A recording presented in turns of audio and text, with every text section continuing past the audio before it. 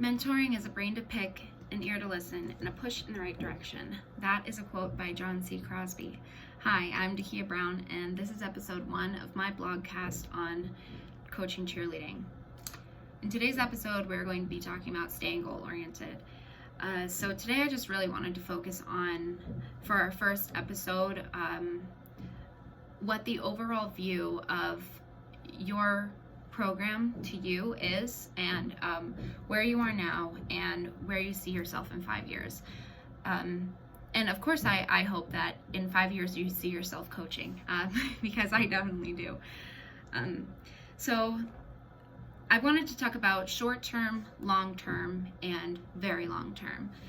So the differences in short-term, long-term, and very long-term for me are short-term would be probably skill-based or academic-based. So I might set a short-term goal as everyone on the team reaching a minimum of a 2.5 GPA that semester. So it's required that you hit a 2.0 for the semester, but this semester we're working on every single person getting minimally a 2.5, and hopefully our accumulative team GPA would be a 3.0. That would be a short-term goal for me. A long-term goal is retention, maybe. So if we start the team that year with 30 athletes, and then maybe we have 5 graduating seniors, and then having mostly everybody return. So in that goal, I would be doing my best to give the athletes support and build them up to make them feel like this is home for them, and help them know that they can trust me and the university, and that this is the right place for them. And then a very long-term goal for me is maybe to get a locker room for the athletes, or go to Daytona Nationals or something like that. So our short term is near-ish future. Our long term is by the end of the season, and our very long term is in the next 3, 4, 5 years, maybe even in the next 2 years. But it's up to you really on what you feel for your short term, long term, and very long term.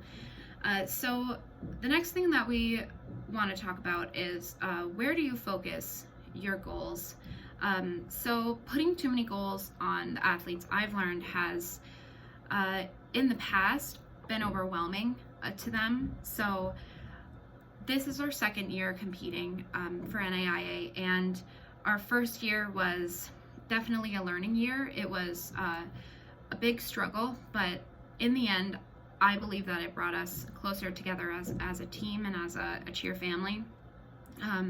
We had a few minor tragic things happen to some of our athletes in their personal lives, and a lot of our athletes went through some big coping things with each other that year. And our goals that year, last year being our first competitive season, were very big for us. We our goal was to end in the top 20, and we started the season with 16 athletes, or 18 athletes that we would choose from to put on the floor, and we ended the season with only 9 on the floor. But they did end the season with a 15th place ranking in the nation, which was a really cool thing for a first year competitive program.